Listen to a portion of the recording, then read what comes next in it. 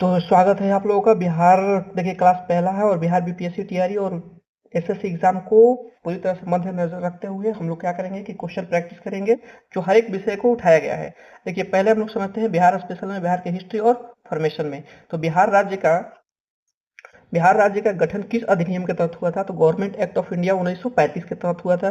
Next कह रहा है कि पटना उच्च न्यायालय की आधारशिला कब रखी गई थी? तो 1913 में। पटना उच्च न्यायालय की औपचारिक स्थापना कब हुआ था? तो 1916 में। पटना हाई कोर्ट की स्थापना के समय भारत का वायसराय कौन थे? तो Lord Hardinge. Next question Bihar के हिस्ट्री और कल्चर से है। प्राचीन काल में बिहार के मगध क्षेत्र की प्रारंभिक राजधानी कहाँ थी? तो राजगीर, जिसे पहले हम लोग गिरिवर्ज बोलते थे। नेक्स्ट क्वेश्चन क्या कह रहा है कि महावीर स्वामी किस क्षत्रिय कुल से संबंधित थे? तो ज्ञातक।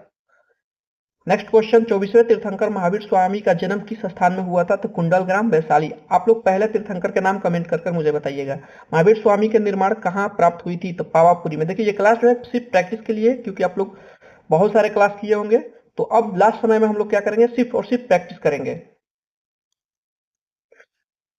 ज्योग्राफी से हम लोग देख लेते हैं कि चेन्नई में शीतकालीन में सर्वाधिक वर्षा किस मानसून से होता है? तो देखिए ये चेन्नई हो गया, ये वाला तट, और यहाँ जो होता है लौटता हुआ मानसून आता है, तो इसे हम लोग उत्तर पूर्वी मानसून बोलते हैं, जो नवंबर दिसंबर में बहुत ज्यादा इधर बारिश होता है। लेटराइट मृदा का निर्माण किन क्षेत्रों में होता है? अत्यधिक वर्षा और निसालन वाले क्षेत्रों में। नेक्स्ट, लेटराइट मृदा में किस तत्वों की प्रचुरता होती है? तो लौह और एल्युमिनियम। लाल मृदा का लाल रंग किसके कारण होता है? तो फेरस ऑक्साइड के कारण। आप लोग कमेंट में मुझे बताइएगा फेरस ऑक्साइड का फॉर्मूला क्या होता है। नेक्स्ट क्वेश्चन जानसी कह रहा है कि डेमोग्राफिक डिवाइडेंड का अर्थ क्या होता है? तो इसका अर्थ होता है कि कार्यशील आयु वर्ग, यानी कि जो 15 से 60 वर्ष के लोग होते हैं उसको हम लोग इसमें रखते हैं। नेक्स्ट क्या कह रहा है कि छोटा नागपुर पठार किस खनिज के लिए सर्वाधिक प्रसिद्ध है? तो कोयला के लिए। कोपेन के जलवायु वर्गीकरण के अनुसार एडब्ल्यू किसे दर्शाता है? तो कोपेन, जब ज्योग्राफी पढ़िएगा तो कोपेन का पूरा दिया हुआ है, तो इसको हम लोग क्या बोल सकते हैं, उष्णकटिबंधीय जलवायु। नेक्स्ट है कि कोपेन के अनुसार प्रद्वीतीय भारत, यानी कि जो ये भारत है, यहाँ का नीचे वाला जो क्षेत्र है उसको प्रद्वीतीय भारत बोलते हैं। भारत का अधिकांश भाग किस वर्ग में आता है? तो एडब्ल्यू। भारत में हरित क्रांति का जनक किसे माना जाता है? तो भारत में हरित क्रांति का जनक एम स्वामीनाथन को माना जाता है। हरित क्रांति का सर्वाधिक सकारात्मक प्रभाव किस क्षेत्र में पड़ा था? तो पंजाब, हरियाणा और पश्चिमी उत्तर प्रदेश में। प्राचीन गोंडवाना भूभाग की भ्रंश घाटी में बहने वाली नदी कौन सी है? दामोदर। दामोदर नदी का उद्गम स्रोत क्या है? हजारीबाग की पठार। नेक्स्ट, भारतीय मानसून का ब्रस्ट यानी कि प्रस्फोट सर्वप्रथम किस तट पर होता है? तो मालाबार तट, यानी केरल वाला जो इलाका होता है उसको हम लोग क्या बोलते हैं, ये सब मालाबार तट है। केरल में दक्षिण पश्चिम मानसून समांतर कब दस्तक देता है? 1 से लेकर 5 जून के बीच में। भारत के किस राज्य की तट रेखा सबसे लंबी है? तो गुजरात ऑप्शन में नहीं रहेगा, तो हम लोग आंध्र प्रदेश। किस केंद्र शासित प्रदेश की तट रेखा सबसे लंबी है? केंद्र शासित कह रहे हैं, ध्यान देना है, अंडमान एंड निकोबार द्वीप समूह। नेक्स्ट क्वेश्चन, संत कबीर किस भक्ति धारा के कवि थे? तो निर्गुण भक्ति के ये थे कवि। प्राचीन भारतीय ग्रंथों में विष्टि शब्द का क्या अर्थ होता है? तो विष्टि शब्द का अर्थ होता है वैसे बालक जो श्रम के लिए जिनसे फोर्सफुली काम कराया जाता था, यानी कि फोर्सफुली काम कराया जाता था, यानी बरियारी काम कराया जाता था, उसी को हम लोग क्या बोल सकते हैं, विष्टि बोलते हैं। विष्टि शब्द का उल्लेख सर्वप्रथम किस ग्रंथ में मिलता है? तो अर्थशास्त्र में मिलता है। अर्थशास्त्र पुस्तक के लेखक कौन है? कौटिल्य, जिसका दूसरा नाम क्या है, विष्णुगुप्त। नेक्स्ट क्वेश्चन, बाजार, देखिए दिल्ली सल्तनत शुरू हो गया है। बाजार नियंत्रण प्रणाली यानी कि मार्केट कंट्रोल पॉलिसी किस सुल्तान ने लागू किया था? तो अलाउद्दीन खिलजी ने लागू किया था। ब्राह्मणों पर जजिया कर लगाने वाला पहला सुल्तान कौन था? फिरोज शाह तुगलक। सांकेतिक मुद्रा का प्रचलन किसने किया था? मोहम्मद बिन तुगलक ने। इक्ता प्रणाली की शुरुआत किसने की थी? इल्तुतमिश ने। नेक्स्ट क्वेश्चन, धन के निष्कासन का सिद्धांत किसने प्रतिपादित किया था? दादा भाई नौरोजी ने। दादा भाई नौरोजी ने किस पुस्तक में धन निष्कासन का वर्णन किया है? Poverty and un British rule in India, उनके पुस्तक का नाम है। कह रहा है कि भारत में आर्थिक राष्ट्रवाद का जनक किसे माना जाता है? RC Dutt. Economic history of India पुस्तक के लेखक कौन है? आरसी दत्त।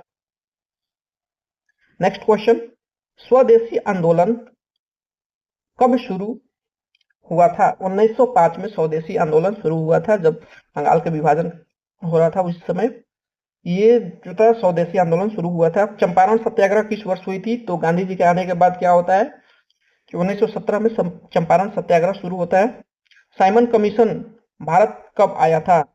देखिए भारत कब आया था, भारत में साइमन कमीशन कब लागू हुआ था वो अलग बात है। तो 1928 में भारत में साइमन कमीशन आया था। निम्नलिखित में से कौन सा आंदोलन किसानों से संबंधित नहीं है?